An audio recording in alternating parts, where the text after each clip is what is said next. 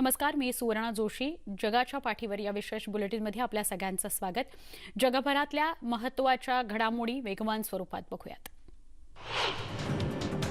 चीनमध्ये आणखी 8 जणांना कोरोनाची लागण झाल्याचं आरोग्य मंत्रालयाच्या प्रवक्त्यानं सांगितलं. तर देशभरात एकाही व्यक्तीचा 2 दिवसात कोरोनानं मृत्यू झालेला नाही. वायव्य चीनमधील गांसू प्रांत, उत्तर चीनची तियानजिन नगरपालिका, पूर्व चीनची शांघाय नगरपालिका आणि नैऋत्य चीनच्या सिचुआन या प्रांतात कोरोनाचे रुग्ण आढळलेत. तर 403 रुग्णांवर उपचार सुरू असून यापैकी 6 जणांची प्रकृती गंभीर असल्याचं सांगण्यात आलंय. तुर्कस्तानमधील शॉपिंग मॉल्स आणि दुकानदारांना लॉकडाऊनचा मोठा फटका बसलाय. यामुळे झालेलं नुकसान कसं भरून काढायचं असा मोठा प्रश्न त्यांच्यासमोर आहे. सध्या मॉल उघडले असले तरी ग्राहकांची संख्या कमी असल्याचं पाहायला मिळतंय. ग्राहकांना आकर्षित करण्याकरता दुकान मालक नवनवीन ऑफर्स देत असले तरी त्याचा खूप फायदा होईल अशी आशा त्यांना वाटत नाहीये. त्यामुळे आता सरकारनंच यावर मदतीचा हात द्यावा अशी अपेक्षा व्यक्त होतीये. ब्रिटनच्या पंतप्रधान कार्यालयानं कोरोनामुळे मृत्यू झालेल्या व्यक्तींना मेणबत्ती लावून श्रद्धांजली अर्पण केली. देशाच्या नॅशनल हेल्थ सर्व्हिसमध्ये योगदान देणाऱ्या कर्मचाऱ्यांना अभिवादनही करण्यात आलं. यूकेच्या सार्वजनिक इमारतींबरोबरच पंतप्रधानांच्या 10 डाउनिंग स्ट्रीट या निवासस्थानाच्या दर्शनी भागाला निळ्या रंगाची रोषणाई करण्यात आली. तसंच रात्री 9 वाजता लोकांना 1 मिनिट शांत राहण्याचं आवाहन करण्यात आलं. बोलिव्हियामध्येही कोरोनामुळे मृत्यू पडणाऱ्यांच्या संख्येत वाढ होतीये. या मृत्युमुखी पडणाऱ्या नागरिकांना वेळेत दफन करण्यात येत नसल्याचा आरोप करण्यात येतोय. कोकाबोंबा या शहरातील एका कुटुंबानं मृतदेह रस्त्यावर आणून टाकत रस्ता अडवून धरला. कोरोनामुळे मृत झालेल्या व्यक्तीचा मृतदेह दफन करण्याबाबत प्रशासकीय अधिकारी हलगर्जीपणा करत असल्याचा आरोप होतो आहे. बल्गेरियन ग्रीस सीमेवर पर्यटकांची मोठी गर्दी पाहायला मिळाली. वीकेंडच्या निमित्तानं ग्रीसच्या समुद्रकिनाऱ्यावर पर्यटनासाठी मोठ्या संख्येनं पर्यटक निघाले होते. तापमान तपासणी आणि इतर सुरक्षेच्या काटेकोर तपासणीनंतर पर्यटकांना सोडलं जात होतं. या तपासणीमुळे पर्यटकांच्या वाहनांची रांग जवळपास 15 किलोमीटरपर्यंत जाऊन पोहोचली होती. ग्रीसनं उत्तर मेसिडोनिया या शहराची सीमा पर्यटकांकरता बंद केली आहे. जर्मन चान्सलर अँजेला मर्केल यांनी कोरोनामुळे मृत्युमुखी पडलेल्या व्यक्तींना श्रद्धांजली अर्पण केली. तसंच कोरोनामुळे काही दिवस एकाकी पडलेल्या वृद्धांबाबतही त्यांनी दिलगिरी व्यक्त केली. निर्बंधांमुळे अनेक वृद्ध व्यक्तींना या कठीण प्रसंगात त्यांच्या कुटुंबियांना भेटणं शक्य झालं नाही. या सगळ्यांच्या दुःखात आपण सहभागी असल्याचं त्यांनी म्हटलंय. तसंच केअर होममध्ये राहणाऱ्या वृद्धांच्या प्रकृतीबाबत सरकार अधिक काटेकोरपणे लक्ष देऊन असल्याचं त्यांनी स्पष्ट केलं. जर्मनीतील टोनी ग्रुपच्या मालकीचा असलेल्या या कत्तलखान्यातील अनेक कामगारांना कोरोनाची लागण झाली आहे. या कत्तलखान्याबाहेर प्राणी हक्क कार्यकर्त्यांनी आंदोलन केलं. कत्तलखान्यामध्ये योग्य ती सफाईची काळजी घेण्यात येत नसल्यामुळेच इथल्या कर्मचाऱ्यांना कोरोनाची लागण झाली असल्याचा आरोप त्यांनी केला. हा कत्तलखाना बंद करण्यात यावा अशी मागणी त्यांनी सरकारकडे केली आहे. तब्बल 3 महिन्यांनंतर इंग्लंडमध्ये सलून उघडण्यास सरकारनं मान्यता दिली आहे. निर्बंध शिथिल झाल्यानं सलून मालकांनी आनंद व्यक्त केला. ग्राहकांची सुरक्षितता लक्षात घेऊन काटेकोरपणे सगळ्या नियमांचं पालन करत असल्याचं सलून मालकानं म्हटलंय. कोरोनाचा धोका असला तरी या निर्बंधांमुळे स्थिती आणखी बिघडू शकते अशी भीती या व्यावसायिकांनी व्यक्त केली. ऑस्ट्रेलियातील व्हिक्टोरिया राज्यात कोरोनाचे सर्वाधिक रुग्ण आढळून येत आहेत. आता कोरोनाच्या नव्या 108 रुग्णांची नोंद करण्यात आली आहे. मेलबर्न शहरातील हे रुग्ण असून इथला काही भाग प्रशासनानं सील केलाय. एका निवासी संकुलातील 3000 रहिवाशांना बाहेर पडण्यास प्रतिबंध करण्यात आलाय. फ्लेमिंग्टन आणि केसिंग्टन इथल्या रहिवाशांना प्रशासनाकडूनच घरपोच अन्नाची पाकिटं दिली जाणार आहेत. अमेरिकेमध्ये 4 जुलै स्वातंत्र्य दिनाच्या निमित्तानं राजधानी वॉशिंग्टन डीसीमध्ये खास कार्यक्रमाचं आयोजन करण्यात आलं होतं. व्हाईट हाऊसमध्ये अध्यक्ष डोनाल्ड ट्रम्प यांनी खास पाहुण्यांकरता विशेष मेजवानीचं आयोजन केलं होतं. यावेळी अमेरिकेच्या हवाई दलानं चित्तथरारक प्रात्यक्षिकं सादर केली आणि उपस्थितांची मनं जिंकली. कोरोना संसर्गामध्ये आपल्या जीवाची पर्वा न करता सेवा बजावणारे आरोग्य कर्मचाऱ्यांप्रती कृतज्ञता यावेळी व्यक्त केली गेली. 4 जुलैला स्वातंत्र्य दिनाच्या दिवशी व्हाईट हाऊसमधील भाषणादरम्यान अध्यक्ष ट्रम्प यांनी प्रसारमाध्यमांवर जोरदार टीका केली. प्रसारमाध्यमांच्या बेजबाबदारपणामुळेच महान व्यक्तींचे पुतळे काढून टाकण्याची मोहीम जोर धरत असल्याचा आरोप त्यांनी केला. अमेरिकेसाठी आपले प्राण देणाऱ्या नायकांच्या पिढ्यांची निंदा करणं योग्य नाही असं ते म्हणाले. हेरिएट ट्रूमन, फेड्रिक डगलास आणि मार्टिन ल्यूथर किंग यांच्यासह नॅशनल गार्डन ऑफ हिरोजचे पुतळे हटवावे लागणं हे फारच क्लेशकारक आहे असं ते म्हणाले. 4 जुलैच्या निमित्तानं अमेरिकेतले नागरिक सुट्टीचा आनंद घेण्याकरता बाहेर पडले. फ्लोरिडातील नागरिक बोटीद्वारे पर्यटनासाठी जातात. यंदा समुद्रकिनारे बंद केले असले तरी अनेकांनी आपल्या मित्रांसमवेत बोटीनं पर्यटनास जाणं पसंत केलं. कोरोना संसर्गाची भीती असली तरी आपल्या कुटुंबीय आणि मित्रपरिवारासमवेत आनंदाचे क्षण उपभोगणंही गरजेचं असल्याचं इथल्या नागरिकांचं म्हणणं आहे. कोरोना संसर्गाची प्रकरणं वाढत असतानाच क्रोएशियामध्ये सार्वत्रिक मतदान संपन्न होत आहे. मतदारांनी उत्स्फूर्तपणे आपला मतदानाचा हक्क बजावला. मतदान पूर्व घेतलेल्या चाचणीमध्ये कुणालाही स्पष्ट बहुमत मिळणार नसल्याची शक्यता वर्तवण्यात येते. मिरोस्लाव स्कोरोच्या होमलँड चळवळीचा कट्टरतावादी पक्ष तिसऱ्या क्रमांकावर फेकला जाण्याची शक्यता आहे. क्रोएशियन संसदेसाठी सार्वत्रिक मतदान संपन्न झालं. कोरोनाचा धोका असूनही बाल्कन प्रांत, बोस्निया हर्जेगोविनिया या ठिकाणी मतदानाला चांगला प्रतिसाद मिळाला. मतदान केंद्राबाहेरच सॅनिटायझर, मास्क अशी व्यवस्था करण्यात आली होती. सामाजिक अंतर पाळत मतदान करण्याचं आवाहन केलं जात होतं. सत्ताधारी एचडीझेड आणि विरोधी सोशल डेमोक्रॅट यांच्यात चुरशीची लढत होण्याची शक्यता वर्तवली जाते. जपानमधील टोकियो राज्याचे गव्हर्नर म्हणून युरिको कोइके यांची निवड करण्यात आली आहे. कोरोना संसर्गाच्या या कठीण काळामध्ये टोकियोमधील 14 मिलियन लोकांचं आरोग्य जपण्याकरता योग्य ते निर्णय घेण्यास आपलं प्राधान्य राहणार असल्याचं कोइके यांनी सांगितलं. पंतप्रधान शिंजो आबे यांचा कार्यकाळ सप्टेंबर 2021 मध्ये संपत असून त्यानंतर कोइके यांच्याकडे संभाव्य उमेदवार म्हणून पाहिलं जात आहे. फ्रान्सचे नवनियुक्त पंतप्रधान जीन कास्टेक्स यांनी पॅरिसजवळच्या एका कारखान्याचा दौरा केला. लॉकडाऊनचे निर्बंध हटवले जात असताना अर्थव्यवस्थेला चालना देण्यासाठी सुरू असलेल्या उपायांची त्यांनी माहिती करून घेतली. फ्रान्सला मंदीतून बाहेर काढण्यासाठी आणि औद्योगिक उत्पादनाला पुनरुज्जीवित करण्याकरता सरकारकडून सर्वतोपरी प्रयत्न सुरू असल्याचं ते म्हणाले. घटनात्मक दुरुस्तीला रशियामधील नागरिकांनी विरोध केला. या घटना दुरुस्ती विरोधात याचिका दाखल करण्यासाठी मॉस्कोमध्ये आंदोलन करण्यात आलं. राष्ट्राध्यक्ष इमारतीच्या बाहेर उभं राहून त्यांनी ही याचिका दाखल केली. या सार्वमत चाचणीमध्ये मतदारांवर दबाव आणि इतर अनियमितता असल्याचा आरोप या आंदोलकांनी केला. फिलिपिन्सची राजधानी मनिला इथं प्रस्तावित दहशतवाद विरोधी कायद्याच्या विरोधात आंदोलन करण्यात आलं. अध्यक्ष रॉड्रिगो दुतार्टे यांनी या कायद्यावर स्वाक्षरी केली. या कायद्याचा गैरवापर टीकाकार आणि मानवी हक्क कार्यकर्त्यांविरोधात केला जाण्याची भीती आंदोलकांनी व्यक्त केली आहे. अमेरिकेतील अलाबामा या राज्यातील हुवर या शहरातल्या एका शॉपिंग मॉलमध्ये गोळीबार झाला. या गोळीबारात एका 8 वर्षाच्या मुलाचा मृत्यू झाला तर 3 जण जखमी झाले. हुवरचे पोलीस प्रमुख निक डेर्झिस यांनी संशयिताची ओळख पटवून घेतली. लवकरच त्याला अटक करण्यात येईल असा विश्वास त्यांनी व्यक्त केला. पण गोळीबाराच्या घटनेत किती जण सहभागी होते हे सांगण्यास नकार दिला. हुवरचे महापौर फ्रँक बोकाटो यांनी या घटनेवर दुःख व्यक्त केलंय. मृत मुलाच्या कुटुंबियांचं त्यांनी सांत्वनही केलं. इटालियन पोलिसांनी एका इमारतीत छापा टाकून चाइल्ड पोर्नोग्राफी संदर्भातलं आक्षेपार्ह साहित्य जप्त केलं. अल्पवयीन मुलांचं अश्लील चित्रण करून ते एका साईटवर अपलोड करण्यात येत होतं. या संदर्भातली तक्रार मिळाल्यानंतर पोलिसांकडून तपास सुरू होता. अखेर या इमारतीमध्ये छापा टाकून पोलिसांनी 3 जणांना अटक केली तर आणखी 50 जणांचा पोलिसांकडून शोध सुरू आहे. अमेरिकेतील न्यूयॉर्कच्या कोनी आयलंडमध्ये वार्षिक हॉटडॉग खाण्याची स्पर्धा संपन्न झाली. 1916 पासून कोनी आयलंडमध्ये 4 जुलैला या स्पर्धेचं आयोजन करण्यात येत होतं. हॉटडॉग स्पर्धेवर वर्चस्व गाजवणाऱ्या जोए चेस्टनट आणि मिकी सुडो हे सुद्धा सहभागी झाले होते. चेस्टनटने गेल्या 13 वर्षात 12 स्पर्धा जिंकल्या आहेत. चीनमधील 21 वर्षाच्या लू काईगँग या फॅशन डिझायनरच्या यशाची कहाणी ऑनलाईन व्हायरल झाली आहे. दक्षिण चीनच्या ग्वांगसी झुआंग या प्रांतातील छोट्याशा खेड्यात लूचा जन्म झाला. कोणतेही व्यावसायिक प्रशिक्षण न घेता तो अपारंपरिक कपड्यांना अगदी फॅशनेबल स्वरूप देऊ लागला. त्याचे विविध प्रकारचे आउटफिट इंटरनेटवर अगदी लोकप्रिय असून त्याचे 10 लाखांहून जास्त फॉलोअर आहेत. लंडन फॅशन वीकमध्येही त्याला आपली कला सादर करण्याची संधी मिळाली. अमेरिकेच्या स्वातंत्र्य दिनानिमित्त व्हाईट हाऊसमध्ये विशेष कार्यक्रम पार पडला. हवाई दलानं विशेष कवायती सादर केल्या. हा सोहळा पाहण्याकरता शेकडो प्रेक्षक व्हाईट हाऊसच्या आवारात जमले होते. कोरोना संक्रमणाचा सर्वाधिक फटका अमेरिकेला बसलाय. या संकट काळामध्ये मृत्यू झालेल्यांची संख्या सर्वाधिक आहे. या कोरोना बळींना न्यूयॉर्कचे महापौर बिल डे ब्लासिओ आणि इतर लोकप्रतिनिधींनी श्रद्धांजली अर्पण केली. 11 सप्टेंबरला झालेल्या दहशतवादी हल्ल्यातल्या बळींच्या स्मृतिप्रित्यर्थ बांधलेल्या स्मृतिस्थळावर हा कार्यक्रम पार पडला. ब्रिटनमध्ये हळूहळू लॉकडाऊनमध्ये शिथिलता आणली जात आहे. कोरोना संकटामुळे 3 महिन्यांच्या कालावधीनंतर इंग्लंडमधील रेस्टॉरंट्स, बार्स आणि पब्स सुरू झाली आहेत. त्यामुळे सेंट्रल लंडनमध्ये कॉफी शॉप्समध्ये वर्दळ दिसू लागली आहे.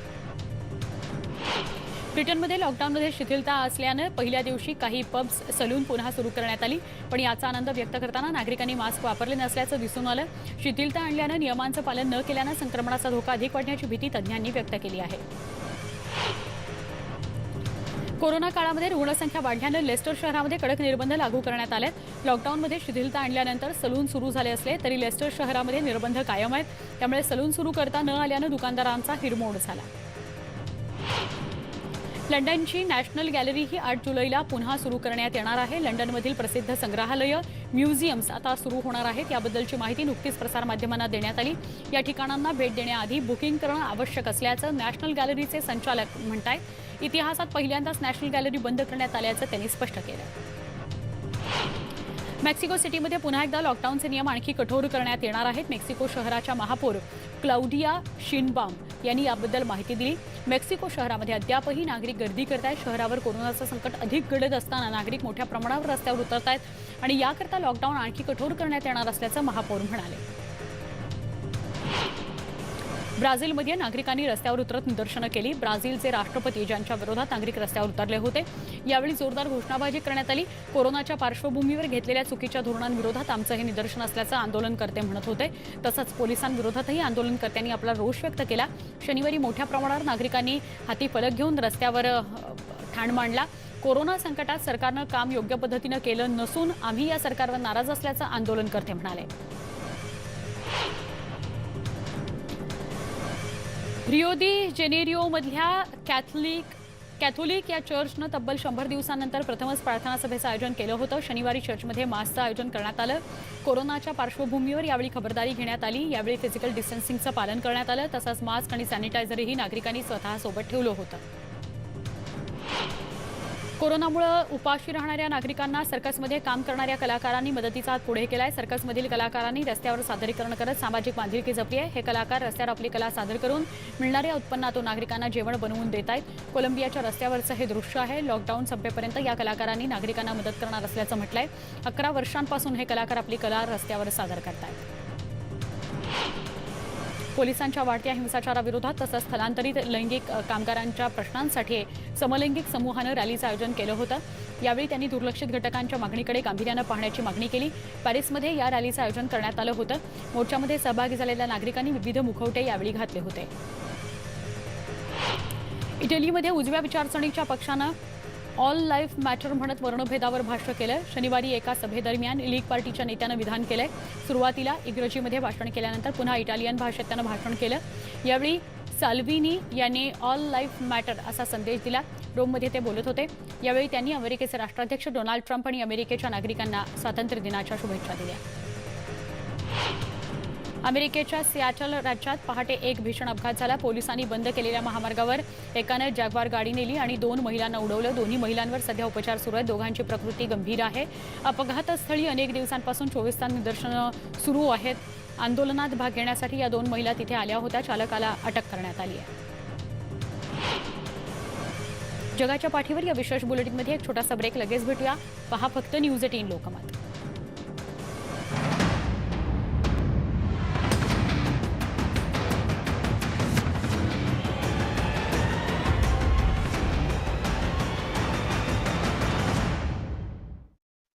नाती फुलतात जेव्हा आयुष्यामध्ये योग्य साथ मिळते. मला श्रेया भेटली, माझ्यासारखीच फुडी, marathamatrimonie.com. अरे या शहरातले मोठे मोठे गुंड घाबरतात तुझ्या बाबांना. तर मग हे छोटे छोटे डास का नाही घाबरत तुम्हाला? बेटा, डास सर्वात जास्त घाबरतात गुड नाईट ग्रीन शक्तीला. गुड नाईटची 94% नैसर्गिक ग्रीन शक्ती कॉईल. निसर्ग आणि ऍक्टिव्ह मॉलिक्युल्सची दमदार शक्ती कॉईलच्या आत, म्हणजे डास बाहेर.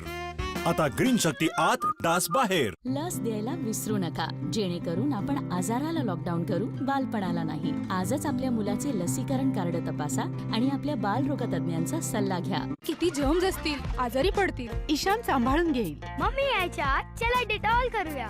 कारण डेटॉलची सवय देते सुरक्षा 99.99% जर्म्स पासून. स्वच्छता तर चांगली केलीस ईशान. आपली आणि जर्म्सची. माझे घर डेटॉलने धुतले. दुर्गंधीची भीती आता नाही, कारण आता आली आहे ताजगी देणारी विकोची सॉफ्ट विको वज्रदंती. आता बडीशोपच्या फ्लेवर मध्ये.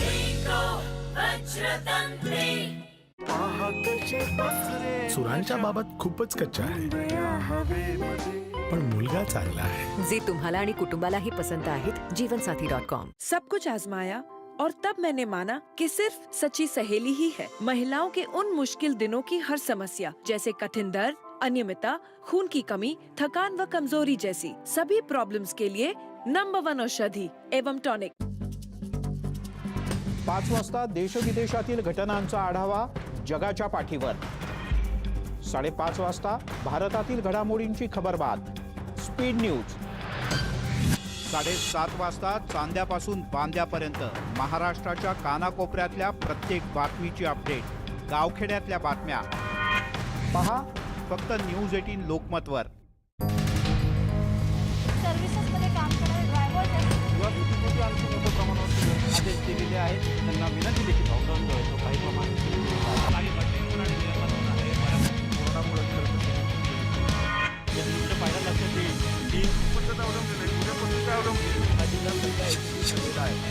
खऱ्या अर्थानं दिलासा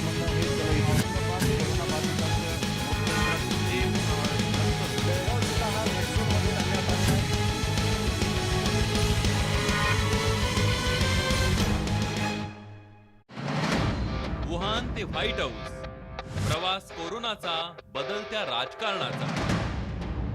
कोरोनाच्या मगरमिठीत अवघं जग कोंडीत. जगाची खबरबात अर्ध्या तासात. दररोज संध्याकाळी 5 आणि सकाळी 9:30 वाजता जगाच्या पाठीवर फक्त न्यूज 18 लोकमतवर.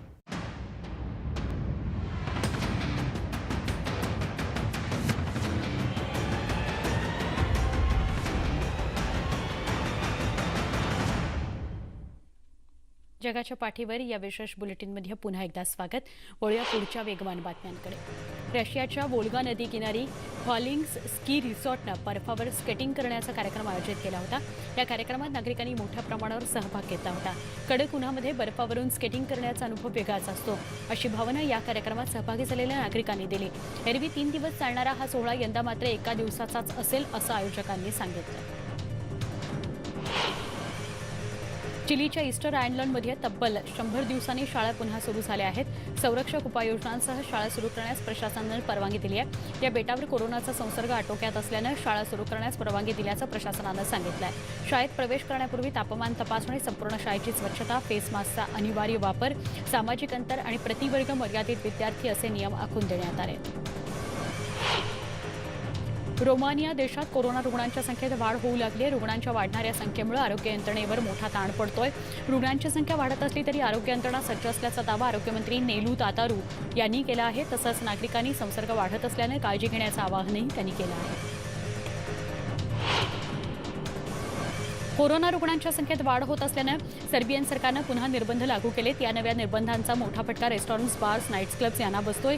सामाजिक अंतर, फेस मास्क, वेळेचे निर्बंध घालण्यात आले. राजधानी बेलग्रेडमधील सर्व्हिस सेक्टरमधील मालकांनी यावर नाराजी व्यक्त केली. निर्बंध शिथिल केल्यानंतर आता इंग्लंडमध्ये पर्यटक मोठ्या संख्येनं येण्याची शक्यता वर्तवली जाते. इतर देशांमधून येणाऱ्या प्रवाशांसाठी इंग्लंडच्या विमानतळांवर विशेष व्यवस्था करण्यात आली आहे. फ्रान्स, स्पेन, जर्मनी, इटलीसह 50हून अधिक देशांमधून येणाऱ्या प्रवाशांना क्वारंटीन करणं सक्तीचं असणार नाही. या 50 देशांची यादी लवकरच सरकारकडून जारी करण्यात येणार आहे. कोरोना व्हायरसच्या संकटामुळे इटलीतील पर्यावरण व्यवसाय मोठ्या संकटात आलाय. दुसऱ्या महायुद्धानंतर पहिल्यांदाच राजधानी रोममध्ये अशी स्थिती निर्माण झाली आहे. मात्र असं असलं तरी रोममध्ये एक नवं लक्झरी हॉटेल सुरू होणार आहे. जगभरातील पर्यटकांचं आकर्षण असलेल्या रोममधल्या बल्गारीच्या लक्झरी ब्रँडनं या हॉटेलमध्ये गुंतवणूक केली आहे. या हॉटेलच्या नूतनीकरणाचं काम सुरू आहे. साधारण 2022 पर्यंत हे हॉटेल सुरू होण्याची आशा आहे. नव्या राष्ट्रीय सुरक्षा कायद्याला हाँगकाँगमध्ये तीव्र विरोध होतोय. बाईकला काळा झेंडा बांधून एका मोटरसायकल स्वारानं प्रस्तावित कायद्याला विरोध दाखवून दिला. हाँगकाँगची स्वायत्तता अबाधित राखा, हा लढा थांबणार नाही, असं त्यानं झेंड्यावर लिहिलं होतं. या मोटरसायकल स्वाराविरोधात पोलिसांनी गुन्हा दाखल केला आहे. इस्रायलच्या नव्या योजनेला विरोध करण्यासाठी जॉर्डनची राजधानी अम्मानमध्ये आंदोलन करण्यात आलं. मोर्चाद्वारे अमेरिकन दूतावासाकडे जाणाऱ्या आंदोलकांना पोलिसांनी वाटेतच अडवलं. इस्रायल विरोधी फलक झळकावत इस्रायलबरोबरचे सगळे करार रद्द करण्याचं आवाहन जॉर्डनच्या सरकारला करण्यात आलं. फ्रेंच वसाहतवादी सैन्याशी लढणाऱ्या 24 अल्जेरियन सैनिकांचे मृतदेह अनेक दशकांनंतर मायदेशी आणण्यात आले. या अल्जेरियन सैनिकांचे मृतदेह फ्रान्समधील एका संग्रहालयात जतन करून ठेवण्यात आले होते. अल्जेरियाला फ्रान्समधून स्वातंत्र्य मिळवण्याच्या 58व्या वर्धापन दिनानिमित्त ते परत मिळालेत. फ्रान्स सरकारसोबत झालेल्या वाटाघाटीनंतर परत ते मृतदेह मिळाले आहेत. विमानतळावरून स्वातंत्र्य सैनिकांचे हे मृतदेह आल्यानंतर त्यांना 21 तोफांची सलामी देण्यात आली. जर्मन संसदेच्या पर्यावरणवाद्यांनी संसदेबाहेर शुक्रवारी आंदोलन करत निषेध व्यक्त केला. ऊर्जा स्रोतासंदर्भात येणाऱ्या नव्या कायद्याच्या बाबतीत सरकार मत घेण्याच्या तयारीत आहे. त्याच विरोधात आंदोलन करण्यात आलं. पर्यावरण संरक्षणापेक्षा ऊर्जा कंपन्यांना खुश करण्याच्या तरतुदी या कायद्यामध्ये अधिक असल्याचा आरोप पर्यावरणप्रेमींनी केला. वायव्य तुर्कीमध्ये फटाक्यांच्या कारखान्यात झालेल्या स्फोटात 2 लोक ठार झाले तर 73 लोक जखमी झाले आहेत. सकार्या प्रांतातील हेंडेक या शहराच्या बाहेर असलेल्या कारखान्यामध्ये स्फोटावेळी अंदाजे 150 कर्मचारी काम करत होते. सतत स्फोट होत असल्याने आगीवर नियंत्रण प्रस्थापित करताना अग्निशमन दलाला अडचणी येत होत्या. वंशवादाचं प्रतीक असलेले पुतळे हटवण्याची मागणी स्पेनमध्येही जोर धरते. बार्सिलोना शहरातील कोलंबसचा पुतळा हटवण्याची मागणी करण्यात आली, पण प्रशासनानं मात्र ही मागणी फेटाळून लावली. कोलंबसकडे वंशवादाचं प्रतीक म्हणून न पाहता एक शोधकर्ता म्हणून पाहिलं गेलं पाहिजे. बार्सिलोनाच्या महापौर अदॉ कोलाव यांनी हे मत व्यक्त केलं. जगातील अनेक भागांचा शोध लावण्यात कोलंबसचं असलेलं मोलाचं योगदान विसरता येणार नाही असं ते म्हणाले. मध्य आणि दक्षिण चीनमधील अनेक भागांना मुसळधार पावसाचा तडाखा बसलाय. अहुन्नी या प्रांतामधील अनेक गावं पाण्याखाली गेली आहेत. तिथं प्रशासनाकडून मदत आणि बचाव कार्य युद्धपातळीवर हाती घेण्यात आलंय. चिझो या शहरातील अनेक घरं पाण्याखाली गेली असून रस्त्यावर पाणी साचल्यानं संपर्क खंडित झाला. माचेंग या शहरामध्ये अडकून पडलेल्या अनेकांना सुरक्षित स्थळी हलवण्यात आलं. या सगळ्या बातम्यांसह जगाच्या पाठीवर या बुलेटिनमध्ये इथंच थांबतोय. पहा फक्त न्यूज 18 लोकमत.